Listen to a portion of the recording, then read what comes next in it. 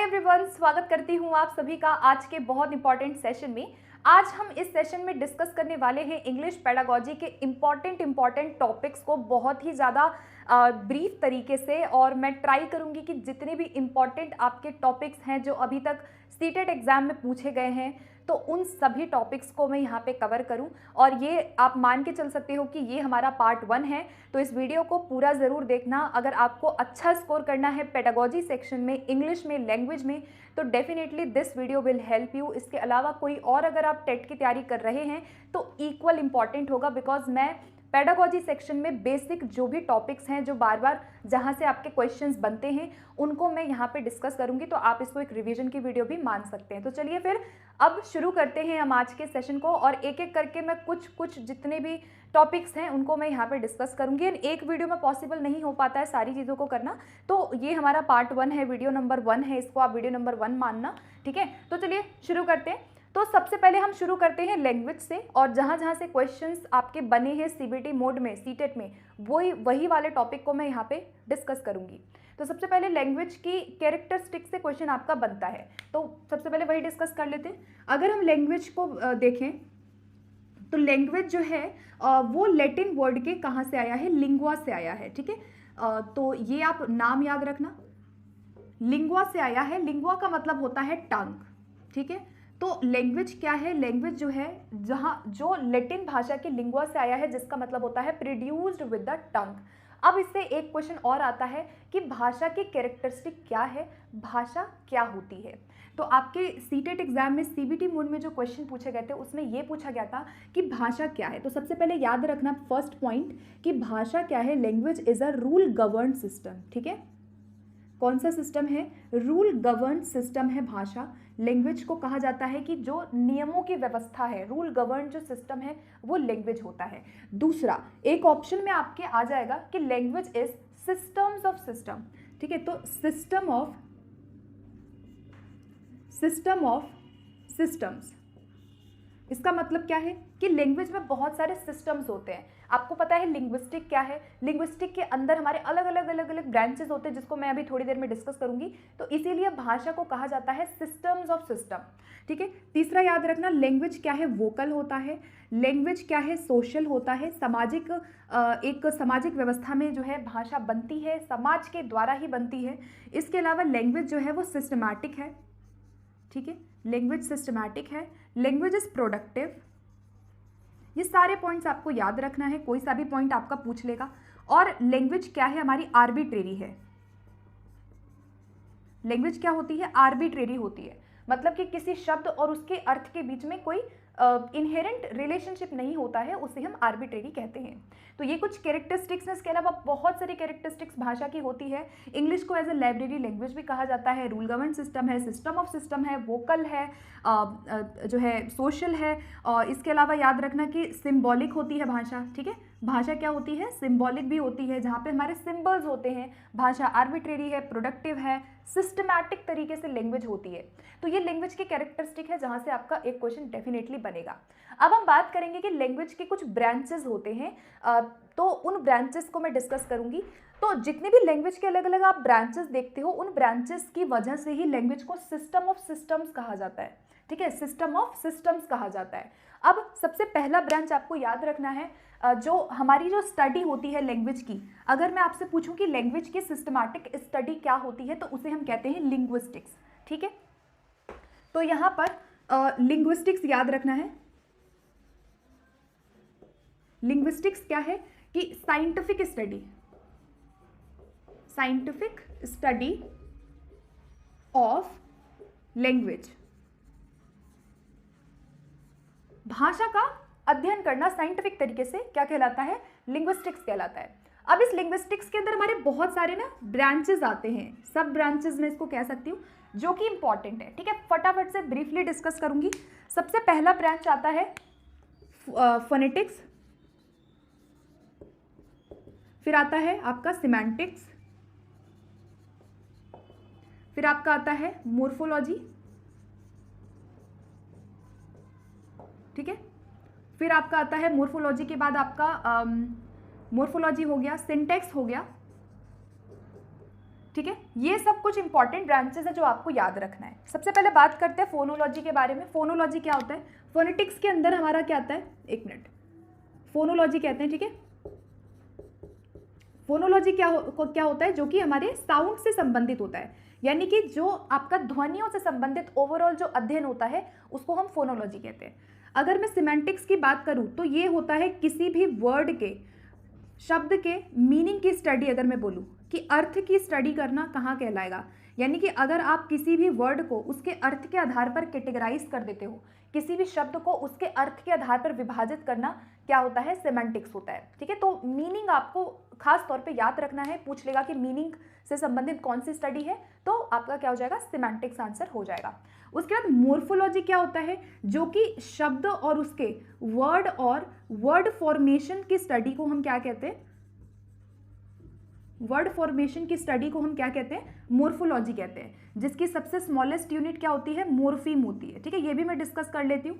ये आपको याद रखना है कि अगर मैं पूछूं कि शब्द की सबसे छोटी इकाई, वर्ड की अगर मैं यूनिट पूछूं आपसे कि शब्द की सबसे छोटी इकाई क्या होती है, सबसे smallest unit of word, smallest unit of word क्या है? मोर्फीम है, जो कि मोर्फोलॉजी का पार्ट है। और मोर्फोलॉजी क्या होती है? हमारे कंप्लीट शब्दों के बनावट की स्टडी करना, कि एक शब्द बना कैसे है, उसका फॉर्मेशन क्या है, उसकी स्टडी को हम मोर्फोलॉजी कहते हैं।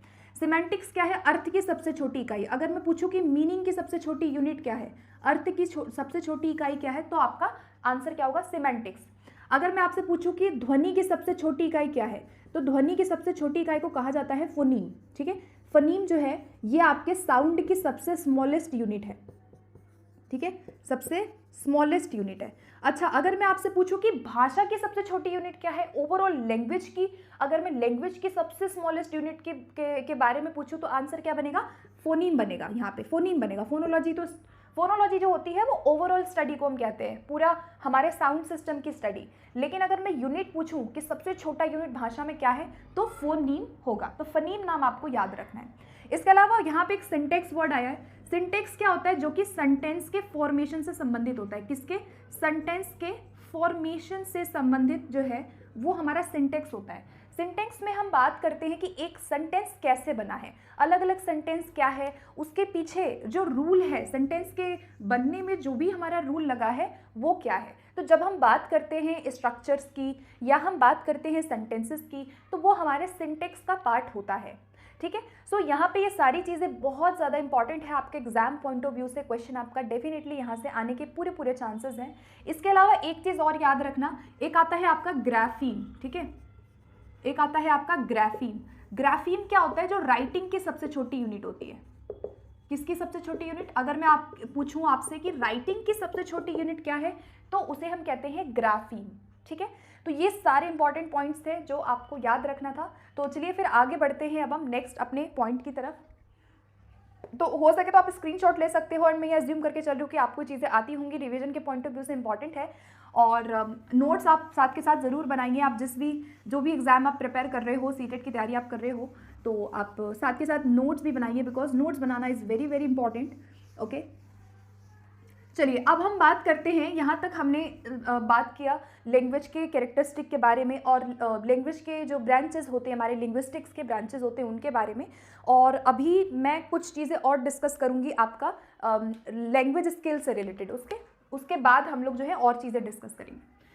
तो लैंग्वेज स्किल्स में हमको पढ़ना है अभी, जहाँ जहाँ से आपके क्वेश्चंस बनते हैं मैं केवल वही पॉइंट यहाँ पे डिस्कस करूँगी, ठीक है। बहुत सारी चीज़ें पढ़ने के लिए होती हैं, लेकिन जितना लिमिटेड, जितना एग्जाम ओरिएंटेड आप पढ़ेंगे, उतना कम टाइम में आप अच्छा स्कोर कर पाएंगे। तो ये मेरी जिम्मेदारी है कि मैं आपको वही चीज़ें एग्जाम ओरिएंटेड दूँ जो आपको पढ़नी है, ठीक है। तो स्किल्स में आपको क्या पढ़ना है? स्किल्स में आपको याद रखना, हमारी स्किल्स को दो कैटेगरी में डिवाइड किया गया है। कुछ स्किल्स होती हैं जिनको हम कहते हैं रिसेप्टिव, आपको पता होगा ये, और कुछ स्किल्स हमारी हैं जिनको कहते हैं प्रोडक्टिव। अब इसमें आपको क्या पढ़ना है? रिसेप्टिव स्किल्स में हमारी क्या आती है? लिसनिंग एंड रीडिंग, क्योंकि हम यहाँ पे क्या करते हैं, जब भी हम किसी की किताब को पढ़ रहे हैं, जब भी हम किसी ऑथर की बुक को पढ़ते हैं, हम उसके विचारों को रिसीव करते हैं। या आप अभी मेरी बात सुन रहे हैं, आप मेरे शब्दों को सुन रहे हैं, आप मेरे थॉट को, मेरे विचारों को आप ग्रहण कर रहे हैं। तो जब भी हम किसी चीज़ को अंडरस्टैंड करते हैं बाय मीन्स ऑफ लिसनिंग और रीडिंग, उसे हम रिसेप्टिव स्किल की कैटेगरी में रखते हैं।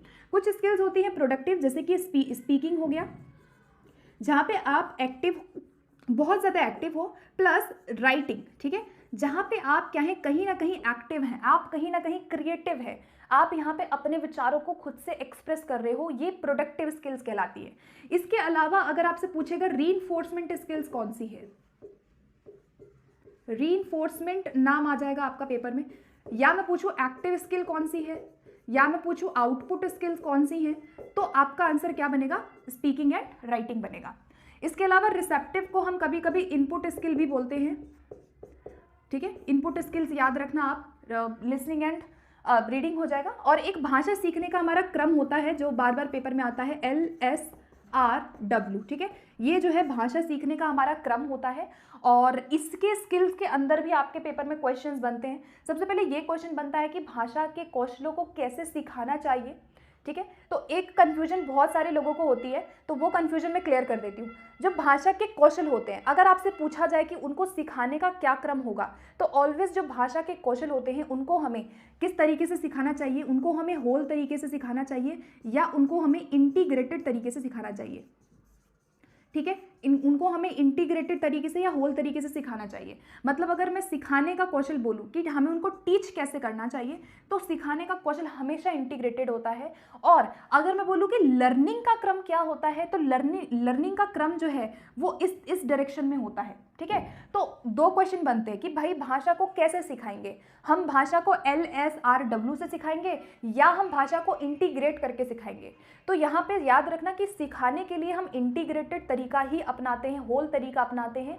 और जो एक नेचुरल हमारा सीखने का प्रोसेस होता है किसी भी कौशल को, एक बच्चा जब शुरू से बचपन से जब वो सीखता है भाषा को, तो उसका जो क्रम है वो नेचुरल LSRW ही होता है। हर कोई पहले लिखना नहीं सीखता है, हर कोई पहले सुनता है, फिर बोलता है, फिर पढ़ता है, फिर लिखता है। यानी हमारा नेचुरल जो सीखने का एक क्रम है वो हमारा LSRW होता है। परंतु अगर हम बात करें सिखाने की, तो हमें इंटीग्रेटेड मैनर में ऑलवेज सिखाना चाहिए। हमें उनको लाइन से नहीं सिखाना चाहिए कि भाई पहले लिसनिंग सिखाएंगे फिर स्पीकिंग सिखाएंगे, ऐसा नहीं है। सिखाने का क्रम इंटीग्रेटेड ऑलवेज होता है, ये आप याद रखना।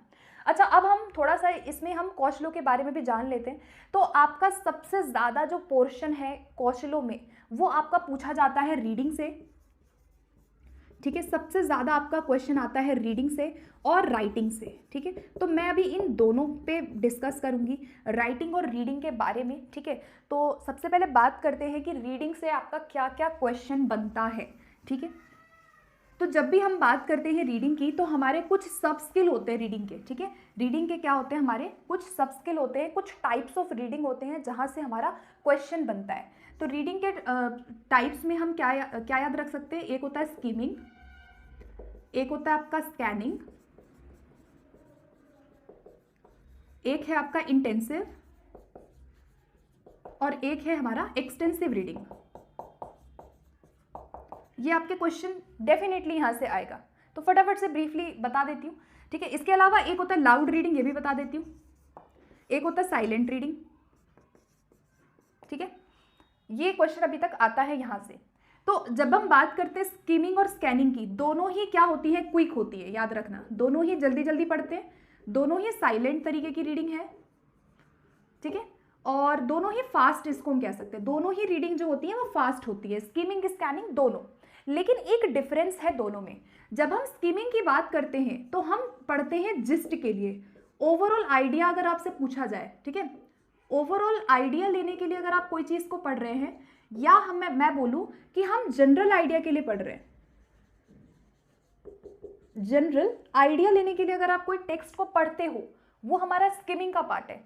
लेकिन अगर मैं स्कैनिंग बोलूँ तो क्विक है, साइलेंट है, फास्ट है, लेकिन हमारा पर्पस अलग होता है। स्कैनिंग का पर्पस होता है कि हम स्पेसिफिक है, स्पेसिफिक कह सकती हूँ, या मैं बोल सकती हूँ कि मैं पर्टिकुलर किसी चीज़ के लिए पढ़ रही हूँ। तो पर्टिकुलर पीस ऑफ इंफॉर्मेशन के लिए, पर्टिकुलर इंफॉर्मेशन के लिए पढ़ना, स्पेसिफिक पढ़ना, स्कैनिंग का पार्ट है, ठीक है, ये आपको याद रखना है। उसके बाद आता है इंटेंसिव रीडिंग और एक्सटेंसिव रीडिंग। ये बता देती हूँ मैं, इंटेंसिव एक्सटेंसिव में क्या होता है। इंटेंसिव को कहते हैं हम डिटेल्ड रीडिंग, डिटेल्ड, और इसको कहते हैं नॉन डिटेल्ड। नाम से आपको लग रहा होगा डिटेल्ड और नॉन डिटेल्ड का क्या मतलब है।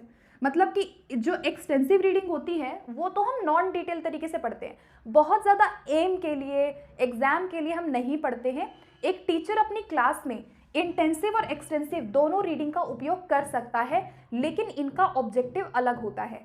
अगर एक टीचर किसी स्टूडेंट को शॉर्ट स्टोरी देता है पढ़ने के लिए, और वो केवल और केवल बच्चों को जॉय के लिए पढ़ने के लिए दे रहा है, केवल फन के लिए एक टीचर बच्चों को शॉर्ट स्टोरी दे रहा है, या अगर मैं बोलूँ एन्जॉयमेंट के लिए कोई कुछ चीज़ पढ़ने के लिए दे रहा है, कोई भी टेक्स्ट, जैसे कि मान लो कोई नॉवल दे दिया टीचर, कोई शॉर्ट स्टोरी दे दिया जहाँ पे बच्चे अपनी जनरल अंडरस्टैंडिंग लगा रहे हैं, या मान लो कोई मैगजीन है, तो ये सब आपका किसके अंदर आएगा, एक्सटेंसिव रीडिंग के अंदर आएगा। एक्सटेंसिव रीडिंग का पर्पस केवल होता है कि आप जनरल अंडरस्टैंडिंग को बना रहे हैं, जनरल अंडरस्टैंडिंग के लिए हम यहाँ पे एक्सटेंसिव रीडिंग को करते हैं। हम केवल अपनी वोकैबुलरी इंक्रीज करना चाहते हैं, हम अपनी स्किल्स अच्छी करना चाहते हैं रीडिंग की, तो हम यहाँ पे एक्सटेंसिव रीडिंग का प्रयोग करते हैं। जहाँ पे फन एंजॉयमेंट के लिए पढ़ रहे हैं, कोई एग्जाम के लिए बहुत गहराई से नहीं पढ़ रहे हैं हम, तो वो एक्सटेंसिव का पार्ट है। इंटेंसिव रीडिंग क्या होती है, उल्टा कर दो, डिटेल्ड है, जहाँ पे आपका एम है कोई, जैसे मान लो कोई व्यक्ति है एग्जाम के लिए पढ़ रहा है, अब यही शॉर्ट स्टोरी, मान लो यही शॉर्ट स्टोरी अगर यहाँ पे टीचर बच्चों को पढ़ने के लिए देता है इंटेंसिव में, और टीचर कहता है कि शॉर्ट स्टोरी को पढ़ के पैराग्राफ में से आंसर करो, तो वो रीडिंग आपकी कैसी हो जाएगी, इंटेंसिव हो जाएगी। तो ये क्वेश्चन आपका सीटेट के एग्जाम में आया हुआ है कि अगर एक टीचर शॉर्ट स्टोरी देता है और शॉर्ट स्टोरी को पढ़ाने के बाद टीचर कहता है कि based on this story answer the following questions.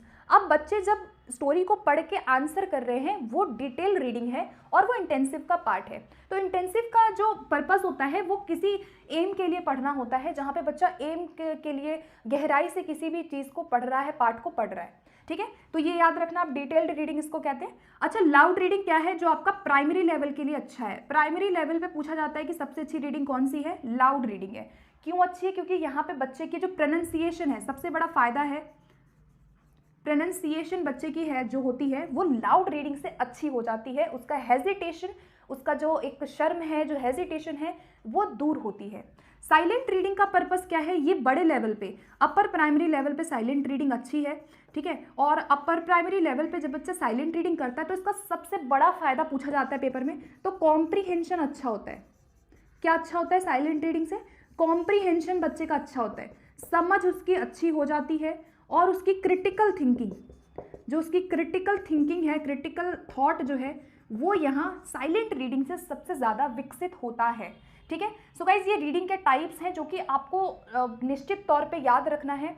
इसके अलावा कुछ रीडिंग की सब स्किल होती है, जैसे एक रीडिंग की सब स्किल पूछता है एन्फर क्या होता है, एन्फरिंग, ठीक है, एन्फरिंग या एन्फर करके आ जाएगा, ये आपको याद रखना है। एक आता है आपका पैराफ्रेजिंग, ठीक है। तो ये सब वही टॉपिक्स हैं जो पेपर में आपके आए हुए हैं। पैराफ्रेजिंग करना, एन्फर करना या समराइज करना, ठीक है, समराइज करना, ये सब आपकी रीडिंग की क्या है, और भी ज़्यादा हमारे सब स्किल्स होती हैं। जब हम किसी भी बुक को पढ़ते हैं वहाँ हम इन्फर करते हैं, पैराफ्रेज करते हैं और समराइज करते हैं। तीनों का मतलब समझा देती हूँ क्या है। पैराफ्रेजिंग का मतलब होता है कि कोई रीडिंग आपने किया और उस रीडिंग को करके जब आप अपने शब्दों में जब आप उसको रीफ्रेज कर देते हो, उसे पैराफ्रेजिंग कहते हैं। मैंने कहानी पढ़ी और मैंने अपने शब्दों में उस कहानी को आपको बताया, यानी मैंने उसको पैराफ्रेज कर दिया। या मैंने कोई कहानी पढ़ी और मैंने उसके बारे में अपने शब्दों में लिख दिया, यानी आप जो पढ़ रहे हैं उसको आप अपने शब्दों में व्यक्त करते हैं, उसे हम पैराफ्रेजिंग करना कहते हैं। एन्फर करना क्या होता है, बिटवीन द लाइन जब आप पढ़ते हो वहाँ पर मान लो आपको कोई किसी शब्द का मतलब नहीं आता, तो आप अपना मीनिंग लगाते हो, अर्थ लगा करके उस वर्ड के मीनिंग तक पहुँचते हो। तो एन्फर करने का मतलब है जहाँ पे आप बियॉन्ड जो टेक्स्ट है उसके बियॉन्ड जब आप सोचते हैं, उसके आगे जब आप आउट ऑफ द बॉक्स सोचते हैं, उसको हम एन्फर करना कहते हैं। और समराइज करना आपको पता ही है, रीडिंग करा, जो भी आपने रीडिंग किया है और उसके बारे में उसका एक समरी, उसको ब्रीफली बता देना, समराइज करना होता है।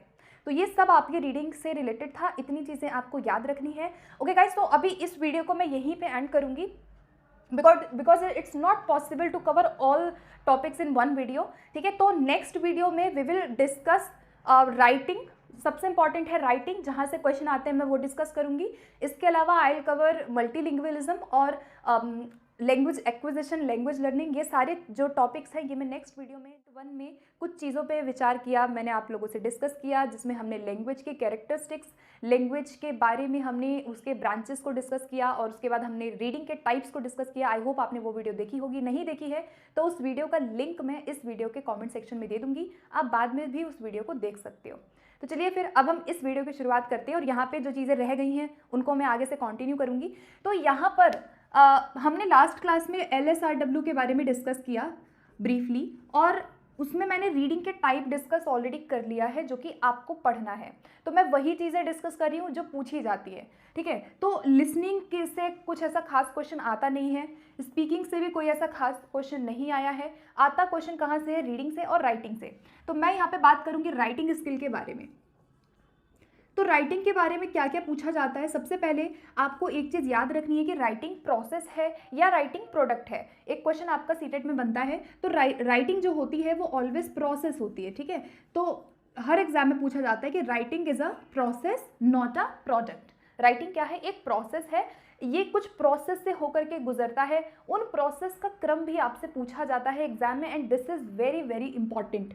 तो यहाँ पे याद रखना, राइटिंग प्रोसेस के कुछ स्टेजेस होते हैं, या मैं बोलूँ कि इनका कुछ जो है क्रम होता है, एक सीरीज़ होती है राइटिंग की, एक लिखने का जो है एक क्रम होता है। अगर कोई व्यक्ति लिखना चाहता है तो क्या क्या जो प्रोसेस है उससे उनको गुजरना पड़ता है, वो स्टेप्स आपको पता होना चाहिए। तो जिसमें से सबसे पहला स्टेप क्या आता है, जिसको कहते हैं ब्रेन स्टॉर्मिंग, ठीक है। क्या कहते हैं इसको? हम ब्रेन स्टॉर्मिंग कहते हैं, हिंदी में इसको कहते हैं मस्तिष्क उद्वेलन। तो हिंदी भी याद रखना, क्योंकि CBSE क्या कर रहा है एग्जाम में, इंग्लिश के क्वेश्चंस को एज इट इज़ हिंदी में ट्रांसलेट करके दे दिया जा रहा है। तो अगर आप इंग्लिश पेडागोजी अच्छे से कर रहे हो तो आपका हिंदी पेडागोजी भी साथ के साथ हो रहा है प्रिपेयर, ठीक है। तो ब्रेन स्टॉर्मिंग होती है सबसे फर्स्ट, हमारा प्रोसेस का फर्स्ट स्टेप होता है ब्रेन स्टॉर्मिंग, जहाँ पे बच्चा क्या करता है, किसी भी आइडिया को वहाँ पे वो कलेक्ट करता है। तो आइडियाज़ को कलेक्ट करने का काम जो है वो ब्रेन स्टॉर्मिंग में किया जाता है। जैसे आपको कुछ लिखना है तो आप पहले उस आइडिया को सोचोगे, आप पहले विचार मंथन करते हैं कि आपको क्या लिखना है, तो उसी प्रोसेस को हम कहते हैं ब्रेन स्टॉर्मिंग। दूसरा आता है फिर आपका ड्राफ्टिंग। कई बार ड्राफ्ट आता है, कई बार ड्राफ्टिंग आता है, तो दोनों सेम है, ड्राफ्टिंग कुछ भी पूछे सेम बात है, आपको पता होना चाहिए कि इसको कहते क्या है, ठीक है। पेपर में ये भी आता है कि ड्राफ्टिंग का मतलब क्या होता है। तो ड्राफ्टिंग का मतलब होता है कि जो भी आपने आइडिया यहाँ पे सोचा था, आप यहाँ पे अपने आइडियाज़ को जब लिख देते हो, किसी पेज पे आपने लिख दिया, उनको रफली आपने उतार दिया, इसको हम कहते हैं ड्राफ्ट करना, ठीक है। उसके बाद तीसरा आपका क्या आता है, ब्रेनस्टॉर्मिंग, ड्राफ्टिंग। उसके बाद आप करते हो उसको रिवाइज, ठीक है। तो रिवाइजिंग प्रोसेस क्या होता है, जहाँ पे आपने जो भी लिखा है आप उसको देखते हैं कि इसमें कोई कमी तो नहीं है, इसमें कोई हमें सुधार की ज़रूरत तो नहीं है, तो हम उसको कहते हैं रिवाइज करना। उसके बाद 4 नंबर पे आता है प्रूफ रीडिंग, या फिर इसको हम कहते हैं एडिटिंग, ठीक है। तो एक वर्ड आपको याद रखना है, राइटिंग प्रोसेस में प्रूफ रीडिंग वर्ड पूछा जाता है, या फिर यहाँ पे मैं लिख सकती हूँ एडिटिंग। तो एडिट करना या प्रूफ रीडिंग करना सेम बात है, जहाँ पे आप क्या करते हो कि आपने जो यहाँ पे रिवाइज किया था आप इसको करेक्ट करते हैं, आप इसको सही करते हैं, आप ये देखते हैं कि जो कमियां हैं, जो भी गलतियां हैं, मिस्टेक्स हैं कोई अगर लिखने में, तो आप उसको यहाँ पे प्रूफ रीड करते हो, आप उसको सही करते हो। देन उसके बाद आपका 5th नंबर पे आता है आपका रीड्राफ्ट, ठीक है। रीड्राफ्ट क्या होता है कि आपने इसको सही किया और सही करके आप दोबारा से उसको फाइनल लिख देते हो, है ना। आपने जो सही किया, आपने जो एडिट किया, आप उसको फिर से लिखोगे, तो इसको हम कहते हैं क्या, रीड्राफ्ट। और लास्ट पे हमारा क्या आता है, पब्लिशिंग आता है, ठीक है। क्या आता है, पब्लिशिंग करना या पब्लिश करना। पब्लिश का मतलब है जब आप फाइनली अपनी राइटिंग को किसी बुक के माध्यम से या किसी आर्टिकल में जो भी आपने लिखा था आप उसको फाइनली पब्लिश कर देते हो, आपका राइटिंग यहाँ पे डन हो गया। तो ये एक प्रोसेस है, 6 स्टेप्स यहाँ पे पाए जाते हैं। कभी कभी स्टेप्स में वेरिएशन भी पाया जाता है। वेरिएशन का मतलब है कि कई बार ना ब्रेनस्टॉर्मिंग और ड्राफ्टिंग के बीच में एक स्टेप आपको क्रम से लगाने के लिए दे दिया जाएगा कि भाई इसको क्रम से लगाओ, तो ये क्रम होता है। लेकिन कई बार यहाँ पे इन दोनों के बीच में एक वर्ड आता है आउटलाइनिंग। तो आप याद रखना कि आउटलाइनिंग कब आता है, ब्रेनस्टॉर्मिंग के बाद आता है। तो ये जो स्टेप्स हैं ये कई बार इनकी संख्या 5 भी आ सकता है पेपर में, कई बार इनकी संख्या 6 भी हो सकती है, मतलब वेरिएशन है ना। कई बार आउटलाइनिंग पूछ लेता है, कई बार नहीं पूछता है। तो आपको ये याद रखना है कि आउटलाइनिंग जो है वो ब्रेनस्टॉर्मिंग के बाद आता है। ठीक है, तो ये था राइटिंग का हमारा प्रोसेस में कौन कौन से हमारे एक सीरीज होती है राइटिंग को लिखने का। अब एक और क्वेश्चन राइटिंग से बनता है कि राइटिंग जो होती है उसके कितने कौन कौन से स्टेजेस होते हैं, और हर स्टेज के बारे में आपको थोड़ा थोड़ा पता होना चाहिए। तो राइटिंग के ना कुछ टाइप्स होते हैं जिनको मैं स्टेजेस भी बोल सकती हूँ, जिसमें से सबसे पहला टाइप आता है कंट्रोल्ड राइटिंग। कौन सी राइटिंग है? कंट्रोल्ड। दूसरी होती है गाइडेड। थर्ड राइटिंग होती है हमारी फ्री राइटिंग। एंड फोर्थ जो हमारी राइटिंग की टाइप होती है उसको कहते हैं हम एडवांस्ड। ठीक है, ये चारों प्रकार आपको पता होना चाहिए। शॉर्ट में फटाफट से बताऊंगी। कंट्रोल राइटिंग क्या होता है? जैसे कोई भी बच्चा जब लिखना शुरू करता है तो उसका जो पहला स्टेप होता है, पहला स्टेज होता है, वो कंट्रोल राइटिंग से शुरू होता है। कंट्रोल का मतलब है जब आप उसको इस तरह से कुछ काम दे देते हैं, जैसे आपने डॉट डॉट डॉट बना दिया और आपने इस तरह से उनको ABCD अल्फाबेट्स लिखने के लिए दे दिया। अब बच्चा जो है वो पेंसिल इसके ऊपर चलाएगा। इस तरह की राइटिंग क्या है? कंट्रोल तरीके की राइटिंग है।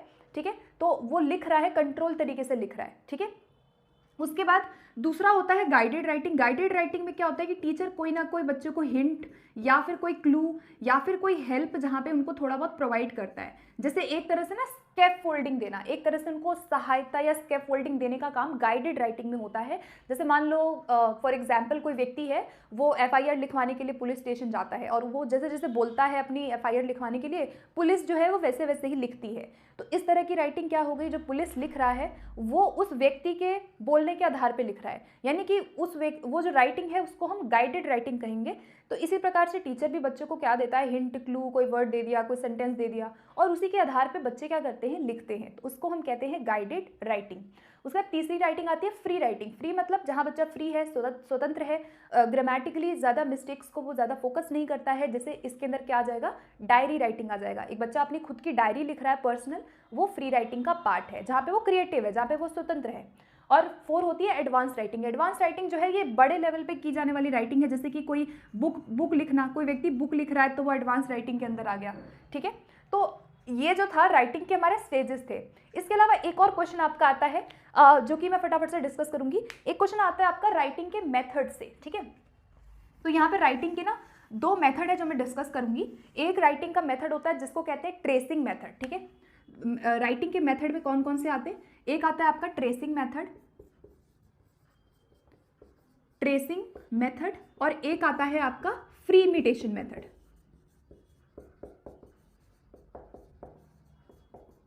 अच्छा, एक और राइटिंग का है FG French method.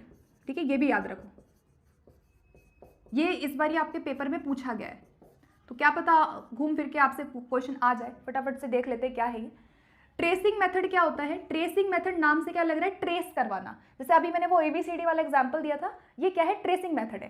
Tracing method का एग्जांपल क्या हो सकता है? जैसे मैं बच्चों को दे दूंगी ऐसे ऐसे बिंदु बिंदु, ठीक है, A लिखेगा फिर B लिखेगा, ये क्या है? बच्चा ट्रेस कर रहा है, जो आपने उनको दिया है उसको वो ट्रेस करते हुए लिख रहा है। ठीक है, अब A है तो A बनाएगा, फिर वो B बनाएगा। तो ये जो मेथड है मैंने उनको दिया है, इसको कहते हैं ट्रेस मेथड, ट्रेसिंग मेथड। ठीक है, तो राइटिंग का ट्रेसिंग मेथड हो गया। फिर आता है free imitation. Free imitation method क्या होता है? जहाँ पे मैं उनको ABCD दे दूंगी और बच्चा इस तरह से कॉपी में उसको लिख के लाएगा। तो ये जो राइटिंग का मेथड है इसको कहते हैं फ्री इमिटेशन मेथड। इमिटेट कर रहा है लेकिन फ्री तरीके से वो इमिटेट कर रहा है। फिर तीसरा आता है FG फ्रेंच मेथड। ये भी राइटिंग का मेथड है। इसमें क्या होता है कि बच्चों को कभी भी जब भी हम यहाँ पे राइटिंग सिखाते हैं, उनको लिखना सिखाना शुरू करते हैं, उससे पहले क्या होता है कि उनके कोऑर्डिनेशन, जो मोटर एक्टिविटी है या जो फिजिकल एक्टिविटी है, उसको ज़्यादा हम स्टिमुलेट करते हैं। यानी कि इस मेथड का ये कहना है कि हमें बच्चों को लिखना सिखाने से पहले उनके कोऑर्डिनेशन पे ध्यान देना पड़ेगा। उनके कोऑर्डिनेशन को पहले हमें, जो हमारी फाइन मोटर स्किल्स हैं, ग्रॉस मोटर स्किल्स हैं, उनको बनाना ज़्यादा ज़रूरी है, इस मेथड में कहा जाता है।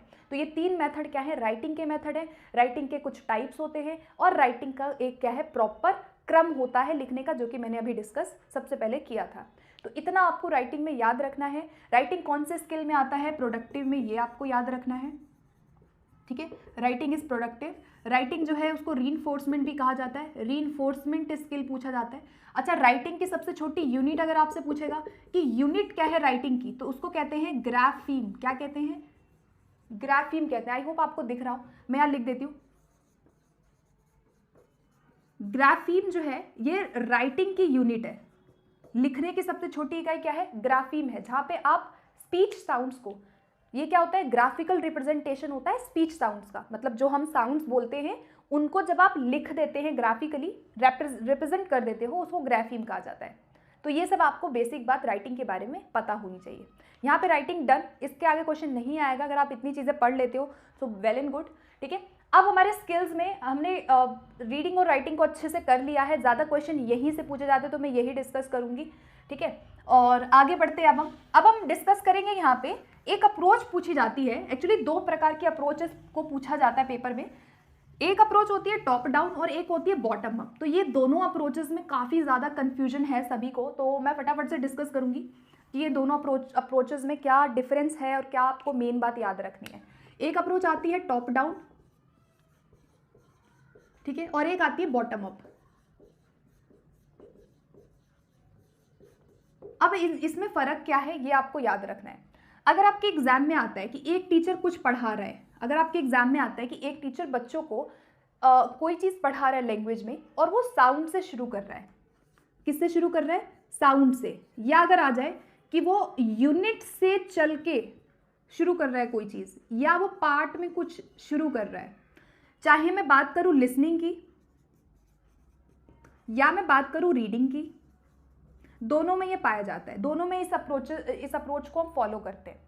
अगर मैं आपसे कहूँ कि कोई बच्चा लिसनिंग कर रहा है, कोई बच्चा सुन रहा है, वो साउंड से सुन के स्टार्ट कर रहा है, या मैं बोलूँ वो यूनिट से सुन रहा है या वो पार्ट से सुन रहा है, और उसके बाद वो जा रहा है किसी भी साउंड से वर्ड पे, वर्ड से जा रहा है फ्रेज पे, फ्रेज से गया वो सेंटेंस पे, और सेंटेंस से लास्ट में वो पैराग्राफ पे जा रहा है, या मैं बोलूँ वो मीनिंग की तरफ जा रहा है,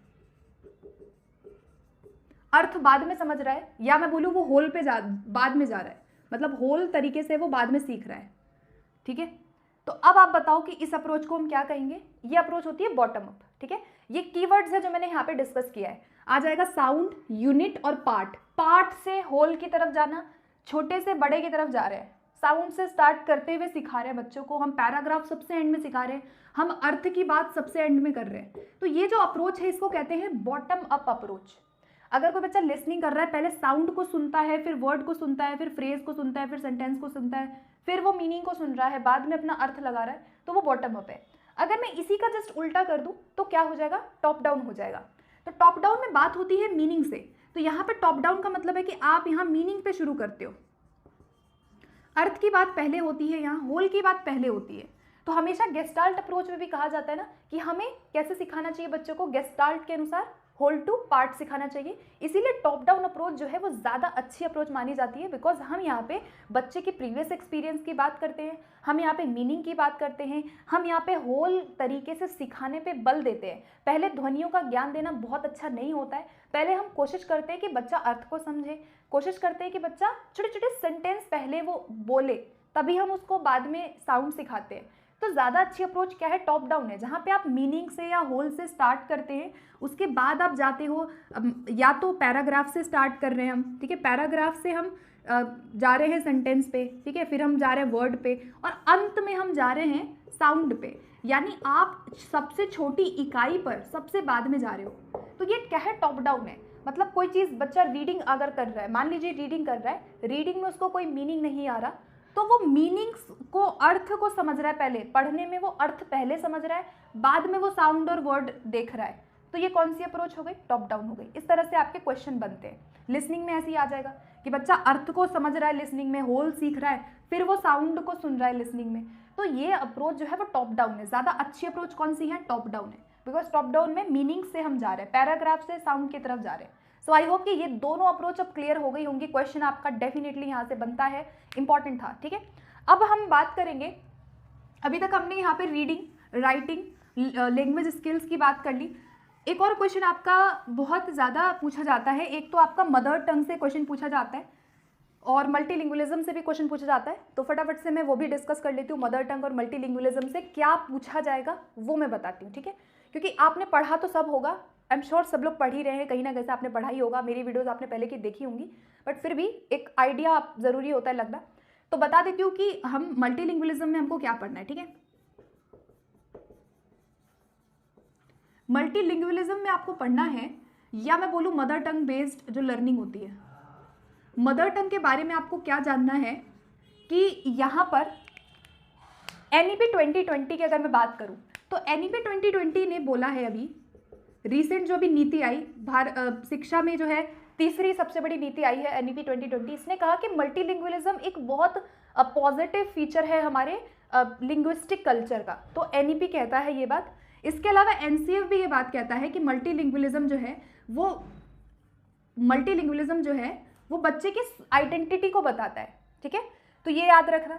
इसके अलावा मदर टंग बेस्ड मल्टीलिंगुअलिज्म पूछा जाता है। मदर टंग बेस्ड मल्टीलिंगुअलिज्म का मतलब क्या है, ठीक है, इसका मीनिंग बता देती हूँ, क्वेश्चन आता है। मदर टंग बेस्ड मल्टीलिंगुअलिज्म, इसका मतलब होता है कि जब बच्चा अपनी स्कूलिंग जो वो शुरू कर रहा है, स्कूलिंग जो है वो मदर टंग में शुरू करेगा प्राइमरी लेवल पे, उसके बाद हम क्या करते हैं,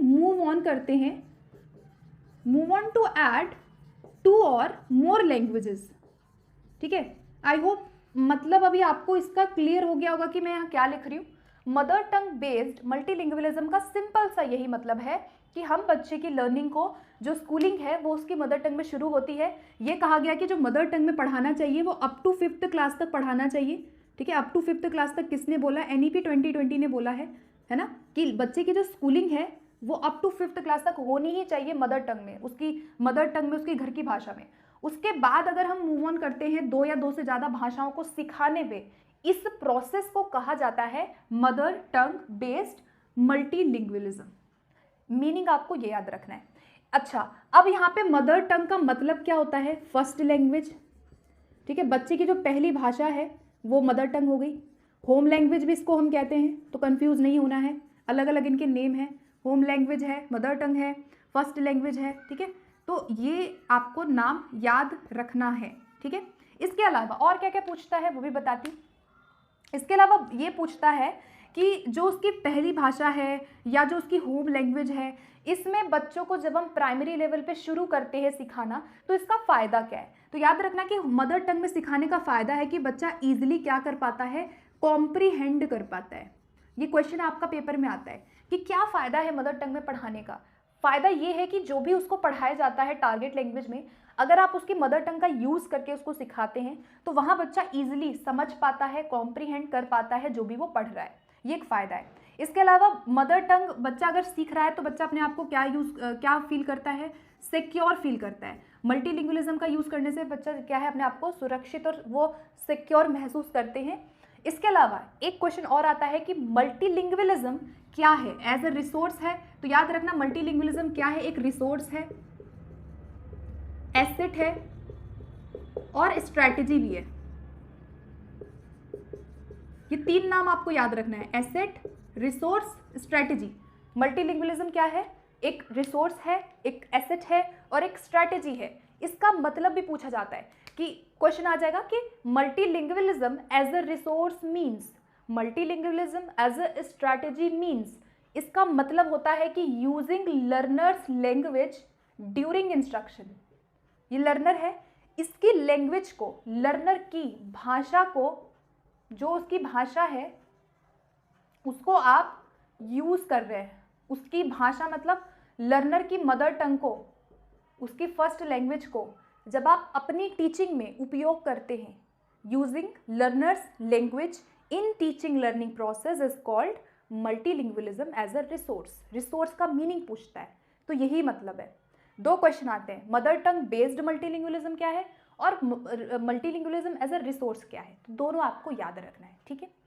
इसके अलावा अब मैंने ये सब डिस्कस कर ही लिया है, मदर टंग वगैरह। अब एक और क्वेश्चन आपका बहुत रिसेंट है जो हर एग्जाम में ना आजकल ज़्यादा आ रहा है। मल्टीलिंगुअलिज्म की ना स्ट्रैटेजी पूछी जाती है।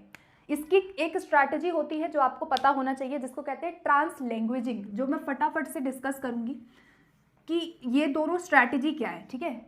ट्रांस लैंग्वेजिंग याद रखना है, मल्टीलिंगुअलिज्म में आता है ट्रांस लैंग्वेजिंग।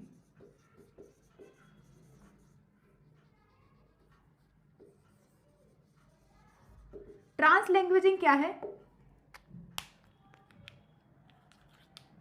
ये मल्टीलिंगुअलिज्म की एक स्ट्रैटेजी है जिसके अंदर आता है कोड स्विचिंग,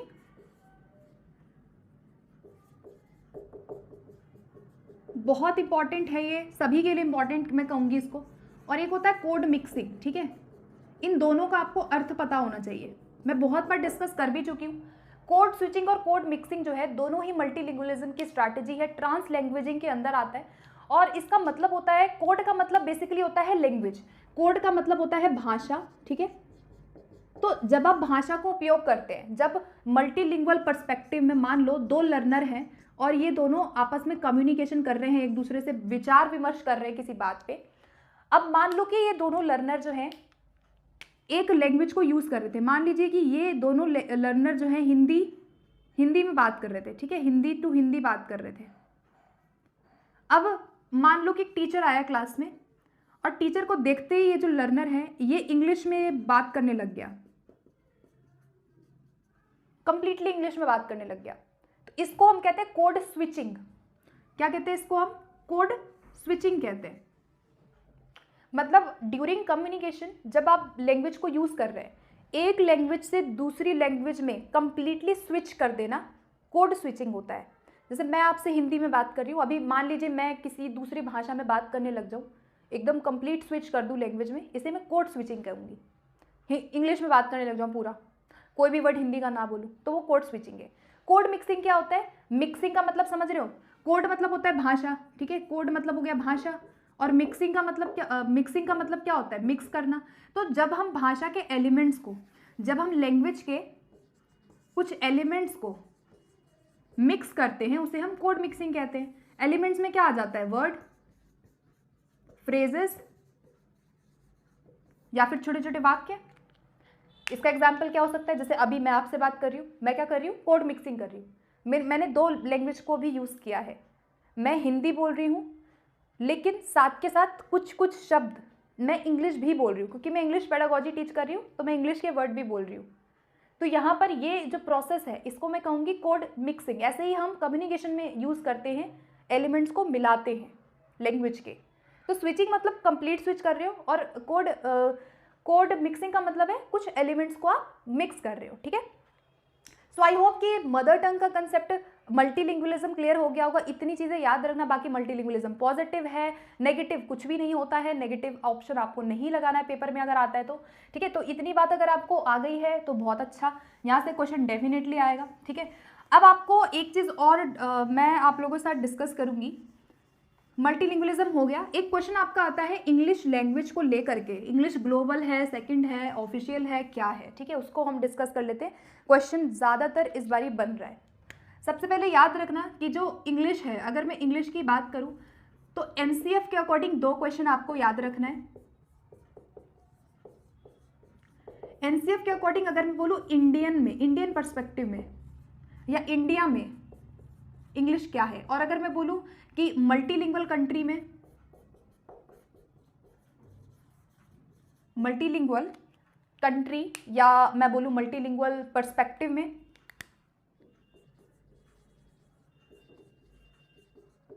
इंग्लिश क्या है, तो याद रखना इंग्लिश जो है, अगर हम बोले इंग्लिश इन इंडिया में इंग्लिश को सेकंड बोला गया है अकॉर्डिंग टू एनसीएफ।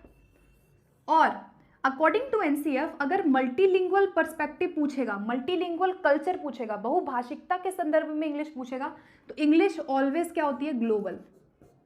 तो एनसीएफ जो है वो इंग्लिश को दोनों बोलता है, सेकंड भी बोलता है, ग्लोबल भी बोलता है। फर्क ये है कि इंडिया में पूछेगा तो सेकंड, और अगर मल्टीलिंगुअल पर्सपेक्टिव में, मल्टीलिंगुअल सोसाइटी, मल्टीलिंगुअल कल्चर में पूछेगा तो ग्लोबल आंसर होगा। इसके अलावा अगर मैं कॉन्स्टिट्यूशन की बात करूं तो इंग्लिश क्या है? Associate official language. इंग्लिश क्या है? Associate official language. और हिंदी अगर मैं बोलूं, हिंदी क्या है? ऑफिशियल है। ठीक है, ये याद रखना, हिंदी ऑफिशियल है और इंग्लिश क्या है? सह राजभाषा है, जो कि कॉन्स्टिट्यूशन के 1963 ऑफिशियल लैंग्वेज एक्ट में आया। तो एक्ट याद रखना, ऑफिशियल लैंग्वेज एक्ट, एक्ट का नाम पूछता है, ठीक है। कॉन्स्टिट्यूशनल में ऐसा इंग्लिश का दर्जा है। और आर्टिकल पूछता है कई बार, आर्टिकल 242(1) में, और इसका जो है आर्टिकल 242, एक मिनट, थोड़ा सा आर्टिकल को लेके मैं कंफ्यूज हूँ, आई थिंक 343 होगा या 243 होगा, आई एम नॉट श्योर, तो मैं यहाँ नहीं लिखूंगी, ठीक है। आप लोग कमेंट में मुझे बताना 343 है या 243, अभी माइंड से बिल्कुल स्किप हो गया, ठीक है। तो हिंदी को हमने 1 में बोला है, भाग 1 में, और इंग्लिश को भाग 2 में बोला है, बस ये मुझे श्योर नहीं है कि 343 है या 243 है, वो आप लोग मुझे कमेंट में ज़रूर बताना, ठीक है। तो इतनी बात आपको याद रखनी है। एनईपी 2020 खासतौर से आपको पढ़ लेना है, एनईपी में कौन कौन सी भाषाओं को कहा गया है। भाषा वाला सेक्शन जो है वो एनईपी का, आप फटाफट से उसको थोड़ा सा ब्रीफली पढ़ लीजिएगा, क्वेश्चन आने के चांसेस पूरे हैं, ठीक है। सो गाइज इस वीडियो में इतना ही। इसके अलावा लैंग्वेज एक्विजिशन और लैंग्वेज जो है लर्निंग आपको पता ही होना चाहिए, चलो वो भी मैं बता ही देती हूँ, ठीक है। उसके बाद नेक्स्ट वीडियो में ना मैं और भी चीज़ें डिस्कस कर लूँगी, ठीक है। अभी तो बहुत सारी चीज़ें रह गई हैं जो कि मुझे और कवर करनी है, कुछ नए नए आपके टॉपिक्स पूछे गए थे, तो एक और टॉपिक कवर कर देती हूँ फटाफट से। आपको पता ही होगा एक्विजिशन और लर्निंग, लैंग्वेज एक्विजिशन और लैंग्वेज लर्निंग दोनों में डिफरेंस पूछता है, फटाफट से बताती हूँ क्या क्या है। अगर क्वेश्चन पूछेगा सबकॉन्शियस, अगर पूछेगा अनकॉन्शियस,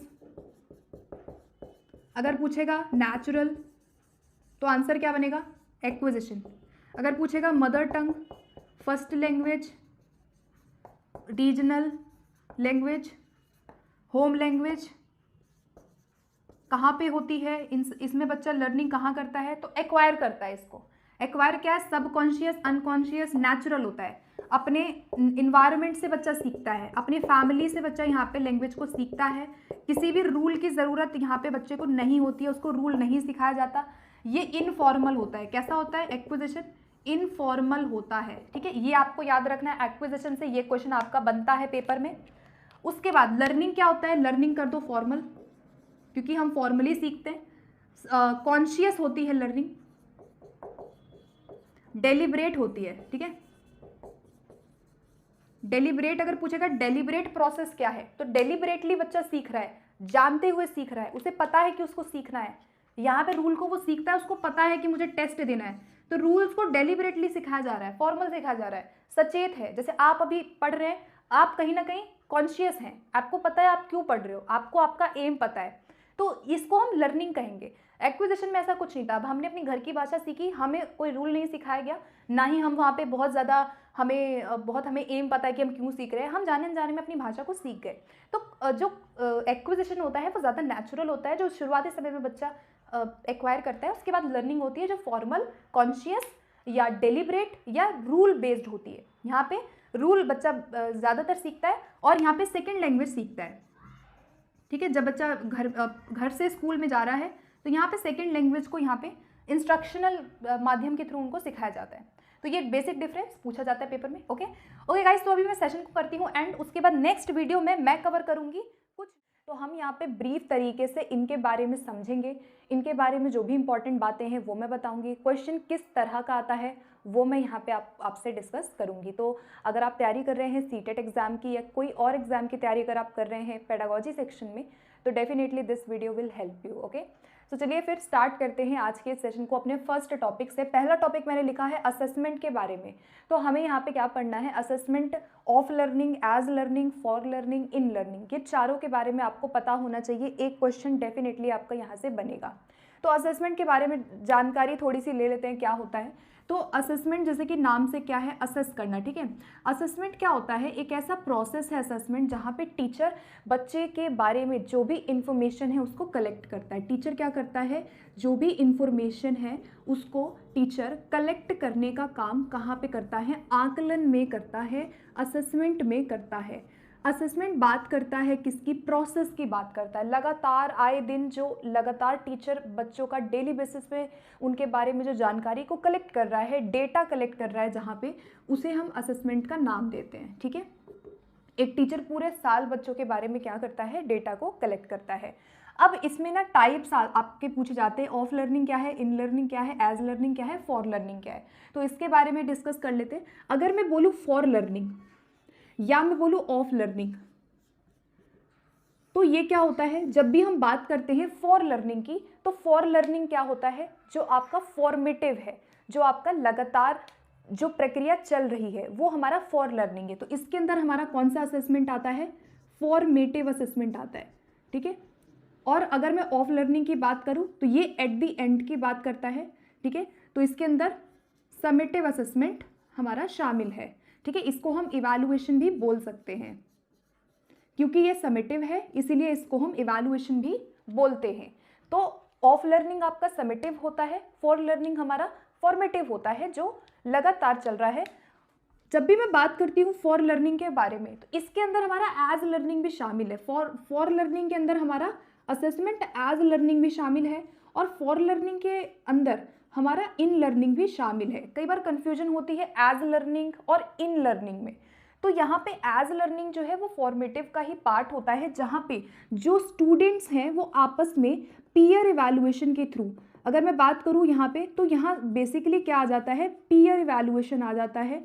और पीयर इवैल्यूएशन के थ्रू स्टूडेंट्स आपस में एक दूसरे का मूल्यांकन करते हैं, स्टूडेंट्स अपने बारे में सेल्फ इवैल्यूएशन करते हैं। एक बच्चा अपनी ही लर्निंग पे जहाँ रिफ्लेक्ट करे, जहाँ पे बच्चा रिफ्लेक्ट करे अपनी खुद की लर्निंग पे, वो एज लर्निंग के अंदर आता है। पीयर इवैल्यूएशन भी इसी का पार्ट है, बच्चे ग्रुप में एक दूसरे का इवैल्यूएशन कर रहे हैं, टीचर यहाँ पे इवैल्यूएट नहीं कर रहा है। तो ये एज लर्निंग किसके अंदर है, हमारे फॉर का ही एक पार्ट है। पूरे साल पीयर इवैल्यूएशन बच्चे करते रहते हैं लर्निंग प्रोसेस के दौरान, ऐसा नहीं है कि अलग से एज लर्निंग हो रहा है, वो साथ के साथ ही टीचर करवाता है। इन लर्निंग की बात अगर मैं करूँ तो इन लर्निंग भी फॉर्मेटिव के अंदर ही आता है। जैसे कि कोई ड्यूरिंग चैप्टर टीचर जो इवैल्यूएशन करता है, ड्यूरिंग चैप्टर या ड्यूरिंग क्लास टीचर बच्चों का इवैल्यूएशन अगर करता है। जैसे आपको पता है कि बुक्स में, किसी भी किताब में आप देखेंगे एक पैराग्राफ है, उसके बाद कुछ क्वेश्चन दिए रहते हैं, या कोई भी बीच में जो एक्टिविटी होती है, आपने एनसीईआरटीज़ की बुक्स देखी होंगी, ईवीएस की बुक्स आपने देखी होंगी, वहाँ पे क्या होता है, या आप इंग्लिश की बुक्स देखेंगे तो किसी भी पोएम में, किसी भी चैप्टर के बीच में कोई ना कोई उनको एक्टिविटी दे दी जाती है, या कोई ना कोई उनको क्वेश्चन करने के लिए जो क्रिटिकल थिंकिंग वाले क्वेश्चंस होते हैं, हॉट्स टाइप के क्वेश्चन होते हैं, वो दे दिए जाते हैं। तो वो क्या है, आपका इन लर्निंग का ही पार्ट है, जो ड्यूरिंग, जो लगातार जो प्रक्रिया चल रही है, जो चैप्टर टीचर करवा रहा है, उसके बीच में ही होता है। तो आई होप कि ये आपको क्लियर हो गया होगा। अब चलते हैं ऑफ लर्निंग की तरफ। ऑफ लर्निंग क्या है, जो आपका एट द एंड है। समेटिव हो सकता है ये, जैसे किसी यूनिट के एंड में हो सकता है, किसी चैप्टर के अंत में, अंतिम जो आप एक मूल्यांकन ले लेते हैं, पूरा चैप्टर पढ़ाया और एक अंतिम आपने उनको एक टेस्ट दे दिया, या फिर पूरे सेमेस्टर के एंड में, एट द एंड की बात यहाँ पे होती है, जहाँ पे आप बच्चों को रिजल्ट देते हैं, वो सब आपका क्या है, ऑफ लर्निंग का पार्ट है। ऑफ लर्निंग यूनिट, किसी एक यूनिट को पढ़ाने के बाद भी टीचर ले सकता है, या वो ड्यूरिंग किसी चैप्टर को पढ़ाया, चैप्टर कंप्लीशन के बाद वो कोई टेस्ट ले सकता है, इसलिए इसको असेसमेंट की कैटेगरी में रखा गया है, क्योंकि चैप्टर पूरा हो गया और अब वो एक टेस्ट ले रहा है। या फिर एट द एंड ईयर ख़त्म हो गया, फाइनल एग्जाम है, तो टीचर यहाँ पे लेता है। तो ये क्या है, आपका समेटिव है, और इसको हम इवैल्यूएशन भी कहते हैं, ऑफ लर्निंग भी कहते हैं। तो ये था असेसमेंट का आपका बेसिक कंसेप्ट, जहाँ से क्वेश्चन आपके बनते हैं। टूल्स एंड टेक्निक्स का यूज़ भी यहाँ पे किया जाता है फॉर लर्निंग में सबसे ज़्यादा, जिसमें से पोर्टफोलियो पूछा जाता है। पोर्टफोलियो पूछा जाता है। पोर्टफोलियो जो है वो फॉर्मेटिव और समेटिव दोनों के अंदर आता है। याद रखना, पोर्टफोलियो फॉर्मेटिव और समेटिव दोनों हो सकता है। हो सकता है कि फॉर्मेटिव में लगातार टीचर बच्चों के अच्छे अच्छे वर्क को क्या कर रहा है, कलेक्ट कर रहा है। बेसिकली पोर्टफोलियो में जो बच्चों के अच्छे अच्छे वर्क है उसका क्या होता है, कलेक्शन होता है। तो पोर्टफोलियो जो है बच्चों के काम का, अच्छे अच्छे वर्क का कलेक्शन है, तो वो फॉर का भी हिस्सा हो सकता है और ऑफ का भी हिस्सा हो सकता है, क्योंकि एट द एंड रिजल्ट बनाने के लिए या फाइनल उनको मार्क्स देने के लिए टीचर पोर्टफोलियो का यूज़ करता है। तो ये आपके सीटेट में आया हुआ क्वेश्चन है, इसीलिए इसको मैंने मेंशन करा है यहाँ पे। तो ये सब चीज़ें आपको याद रखना है, ठीक है, इंपॉर्टेंट है। अब हम चलते हैं अपने सेकंड पॉइंट पे। सेकंड पॉइंट आता है कॉम्प्रीहेंसिबल इनपुट। काफ़ी ज़्यादा क्वेश्चन हर एक शिफ्ट में यहाँ से पूछा गया है, ठीक है। तो कॉम्प्रीहेंसिबल इनपुट को केवल मैं डिस्कस करूंगी, बहुत ज़्यादा डिटेल में नहीं। कॉम्प्रिहेंसिबल इनपुट क्या होता है? ये स्टीफन क्रैशन की थ्योरी से आया है। कहाँ से आया है? स्टीफन क्रैशन ने इसको दिया 5 हाइपोथेसिस इन्होंने दिया, जिसमें से जो इनपुट हाइपोथेसिस था, इनके हाइपोथेसिस का नाम था इनपुट हाइपोथेसिस। तो इनपुट हाइपोथेसिस के अंदर ही आता है कॉम्प्रिहेंसिबल इनपुट। इसका बेसिकली पूछा क्या जाता है, मीनिंग पूछा जाता है कि कॉम्प्रिहेंसिबल इनपुट में हम जो सिखाते हैं, जो हम इनपुट देते हैं वो कैसे देते हैं। तो याद रखना कि जो इनपुट होता है, इनपुट का मतलब होता है कोई भी हेल्प, कोई सपोर्ट, किसी भी प्रकार का सपोर्ट है, कोई एक्टिविटी, कोई मटेरियल, कुछ भी हो सकता है। मतलब एक टीचिंग लर्निंग प्रोसेस के दौरान अगर आप कोई लैंग्वेज पढ़ाते हैं, वहाँ आप स्टूडेंट्स को कोई सपोर्ट दे सकते हो, कोई स्कैफ फोल्डिंग है ना, कोई हिंट, कोई क्लू, कोई स्कैफ फोल्डिंग, कोई सपोर्ट, कोई एक्टिविटी, कोई मटेरियल, ये सब हम बच्चों को प्रोवाइड करते हैं। इसी को इनपुट कहा जाता है। अब इन्होंने अपनी थ्योरी में ये कहा कि जब भी एक बच्चा लर्निंग कर रहा है, वहाँ पर आपको क्या करना है, जैसे ये जो बच्चे का करंट है, ये जो मैंने बनाया है, ये बच्चे की करंट लर्निंग है, करंट लेवल अगर मैं बोलूँ तो ये जो है ये स्टूडेंट का करंट लेवल है। तो कॉम्प्रिहेंसिबल इनपुट हमेशा ये कहता है कि जो भी बच्चे का करंट लर्निंग है, आप उसकी लेवल से एक अबव लेवल पे आप उनको लर्निंग प्रोवाइड करेंगे। कौन सा लेवल पूछा जाता है? अबव लेवल, यानी लेवल हमेशा अपवर्ड्स पोजीशन पे होना चाहिए। जो भी आप बच्चों को लर्न करवाते हैं, जो उसका करंट, जो उसको चीज़ें, नॉलेज जो उसको करंट है, आप उससे एक लेवल ऊपर उठ के अबव लेवल पे हम उनको क्या देते हैं? लर्निंग, या अबव लेवल पे हम उनको इनपुट प्रोवाइड करते हैं। इसी को कॉम्प्रिहेंसिबल इनपुट कहा जाता है।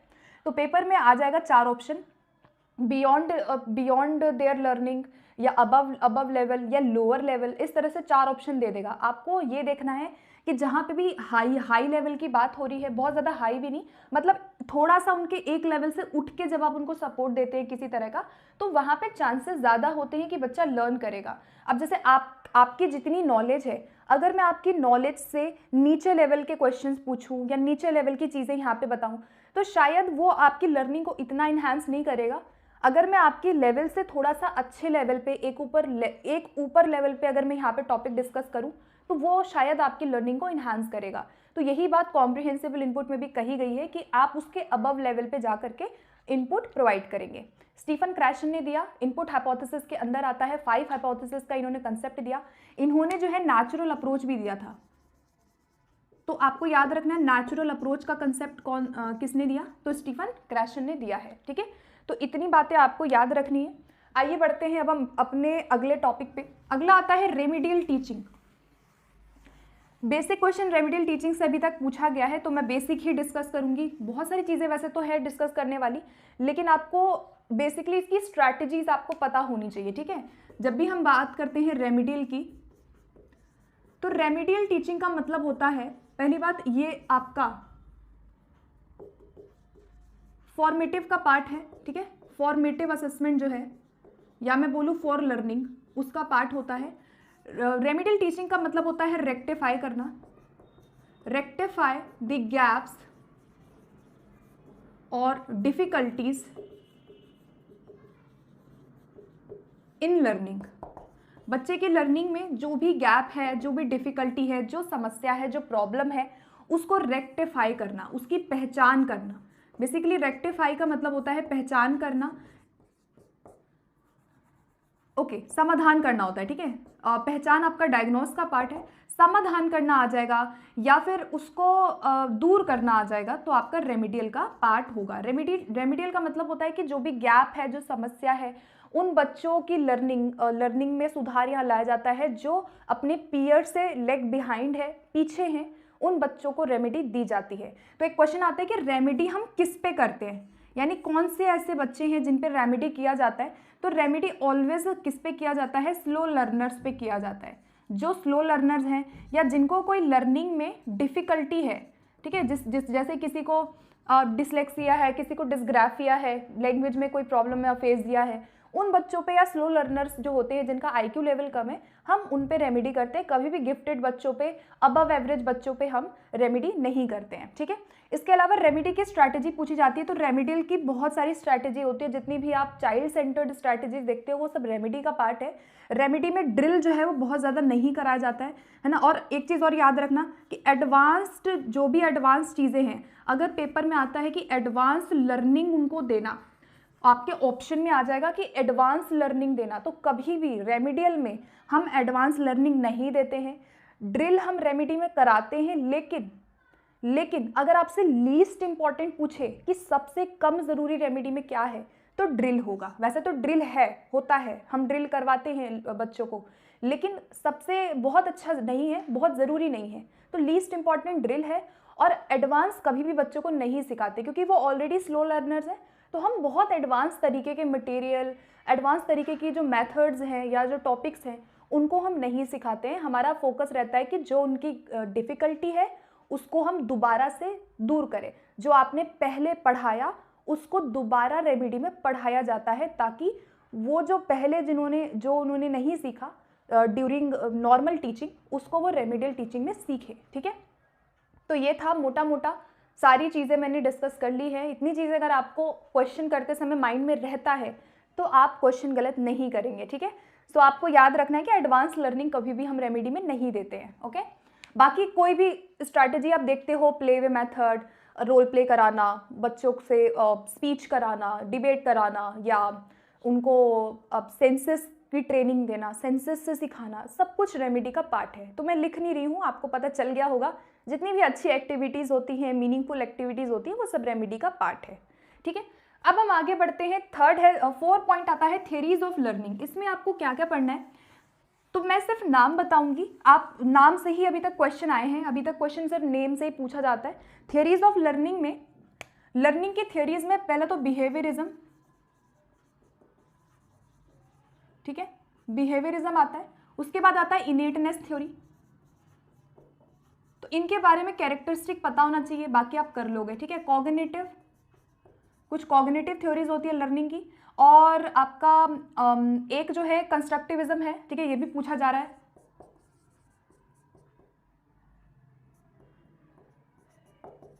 तो ये पूछा जा रहा है, ठीक है, constructivism, cognitivism, innateness and behaviourism. इसके बारे में बेसिक बताती हूँ। क्या पूछा जाता है, पहले बिहेवियरिज्म में पूछा जाएगा कि अगर बच्चा ड्रिल से सीख रहा है, अगर हैबिट फॉर्मेशन आप करवा रहे हो, या अगर आप रिपीटिशन से सिखा रहे हो, या फिर बच्चों को रीइंफोर्समेंट दिया जा रहा है, उनको पुनर्बलन दिया जा रहा है, ठीक है, या उनको आप पनिशमेंट या रीइंफोर्समेंट या रिपीटिशन बार बार ड्रिल से सिखा रहे हैं, हम हैबिट फॉर्मेशन पे बहुत फोकस कर रहे हैं, तो ये किस थ्योरी में आएगा, ऐसे पूछता है। 4 ऑप्शन दे देगा।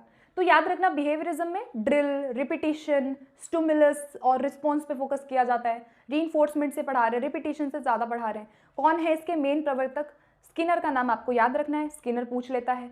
तो इसमें मेन जो है स्किनर और पावलोव और जो भी बिहेवियरिस्ट हैं, ज़्यादातर स्किनर ही पूछा जाता है, तो स्किनर का नाम लिख रही हूँ, ठीक है। इनेटनेस के अंदर कौन आएंगे, इनेटनेस के अंदर आते हैं नॉम चॉम्स्की, सबसे इंपॉर्टेंट। अब नॉम चॉम्स्की के बारे में याद रखना, लैंग्वेज एक्विजिशन डिवाइस। इन्होंने कहा कि हमारी एक जन्मजात क्षमता होती है, इनेट एबिलिटी होती है भाषा को सीखने की, जो हम जन्म से लेकर के आते हैं। तो ये कहा नॉम चॉम्स्की ने। इसके अलावा यूनिवर्सल ग्रामर थ्योरी का कंसेप्ट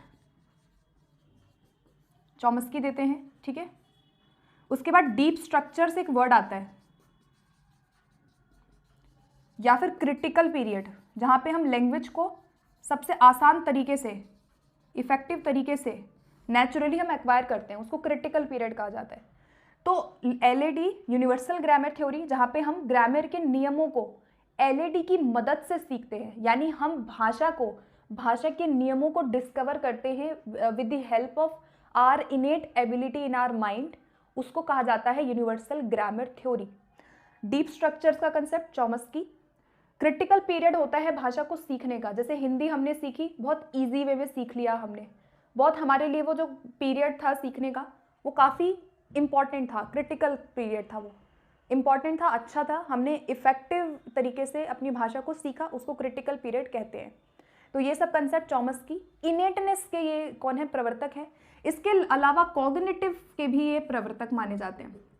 इन्होंने कॉग्निटिव को सपोर्ट किया, बिहेवियरिज्म को सपोर्ट नहीं किया चॉम्स्की ने। तो चॉम्स्की कॉग्निटिव वालों के सपोर्ट में भी थे, लेकिन इनकी जो मेन थ्योरी है उसको इनेटनेस थ्योरी कहा जाता है, क्योंकि LAD का कंसेप्ट इन्होंने दिया था, इसलिए इसको इनेटनेस कहा जाता है।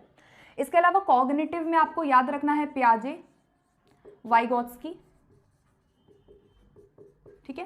पियाजे, वाइगोत्स्की का पूछ लेता है, सोशल पे इनका फोकस है। पियाजे जो है वो इन्वायरमेंट पे फोकस करते हैं कि भाई बच्चा अपने ज्ञान का निर्माण खुद कर रहा है, तो वो पियाजे हो गए, ठीक है। पियाजे, वाइगोत्स्की दोनों कॉग्निटिव में आते हैं।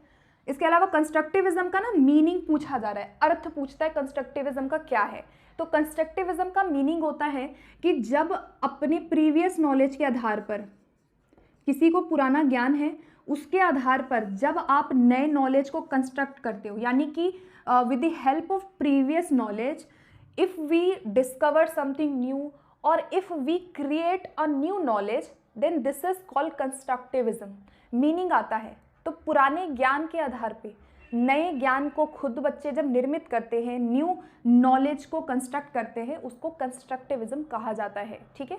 तो ये आपको बेसिक थ्योरीज में याद रखना है, इस तरह के क्वेश्चन आपके बनते हैं। सबसे ज़्यादा क्वेश्चन आता है बिहेवियरिज्म और इनेटनेस से, ठीक है, तो ये याद रखना। चलिए आगे बढ़ते हैं। अब आता है इंडक्टिव डिडक्टिव के बारे में। इंडक्टिव डिडक्टिव मेथड आपका जो है एग्जाम्पल के तरह से पूछा जा रहा है। मतलब एक सिचुएशन दे दी जाती है कि एक टीचर जो है वो ग्रामर ऐसे ऐसे पढ़ा रहा है, तो कौन सा मेथड है, तो आप समझ गए होंगे कि क्वेश्चन किस तरह का आ रहा है। तो यहाँ पे इंडक्टिव डिडक्टिव मेथड में आपको क्या याद रखना है कि जो इंडक्टिव मेथड है और जो डिडक्टिव है, ये दोनों ही मेथड कहाँ पे यूज होती है, ग्रामर टीचिंग में। कौन सी टीचिंग में, ग्रामर को पढ़ाने में दोनों ही मेथड को यूज किया जाता है। अगर मैं पूछूं बेस्ट मेथड कौन सा है, तो बेस्ट जो है वो है इंडक्टिव। ग्रामर को पढ़ाने का सबसे बेस्ट मेथड क्या है, इंडक्टिव है, ठीक है।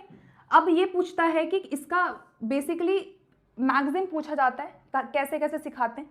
तो अगर आपका एग्जाम्पल टू रूल आता है या आपका स्पेसिफिक टू जनरल आता है, तो आंसर क्या बनेगा, इंडक्टिव।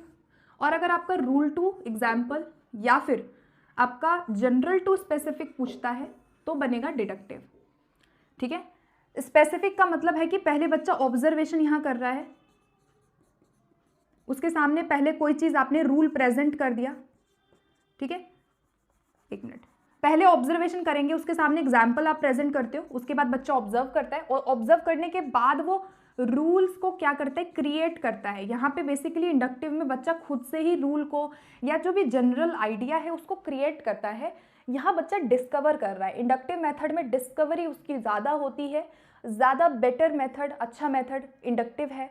और डिडक्टिव जो है यहाँ पे पहले ही रूल बता दिया जाता है और उसके बाद बच्चों को उसको प्रूफ करने के लिए दिया जाता है। मतलब रूल आपने बता दिया, जनरल प्रिंसिपल आपने उनको बता दिया, अब केवल बच्चे उसको क्या करते हैं, प्रूफ करते हैं, उसको केवल टेस्ट करते हैं। यानी कि रूल पहले बता दिया और बच्चों का काम है कि उस रूल को अप्लाई करके टेस्ट करने का काम है कि भाई अब मुझे टेंसेस के रूल पता है, मैंने बच्चों को टेंसेस के रूल बता दिया बोर्ड पे, अब बच्चे घर से उसके आधार पे सेंटेंसेस को बना के लाएंगे। यानी कि रूल बता दिया, अब बच्चे अप्लाई उसको बाद में कर रहे हैं।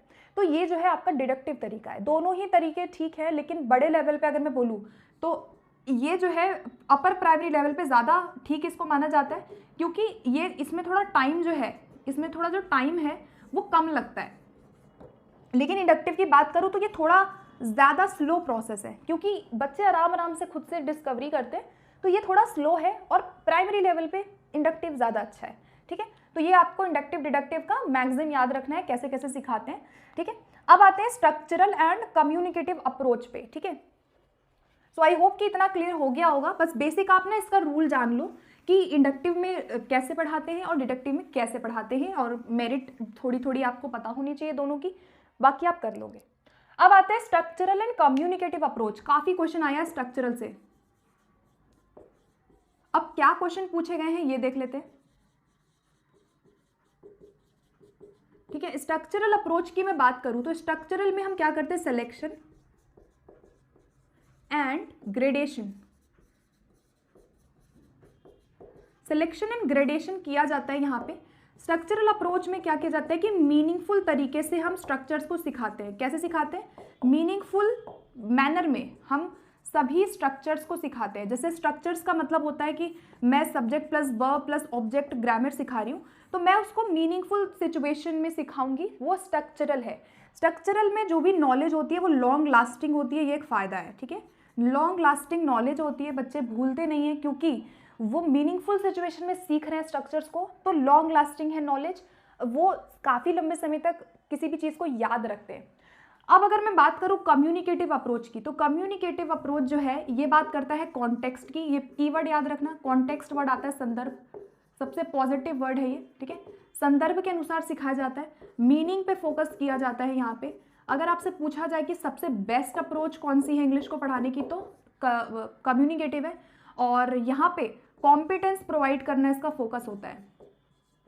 कम्युनिकेटिव कॉम्पिटेंस को प्रोवाइड करना इसका फोकस होता है, जहाँ पे बच्चे की फ्लुएंसी और एक्यूरेसी दोनों आ जाता है, ठीक है। इसके अलावा बात करें यूज़ की, तो यूज़ पे फोकस है। एरर्स को टॉलरेट कहाँ किया जाता है, ये क्वेश्चन आता है।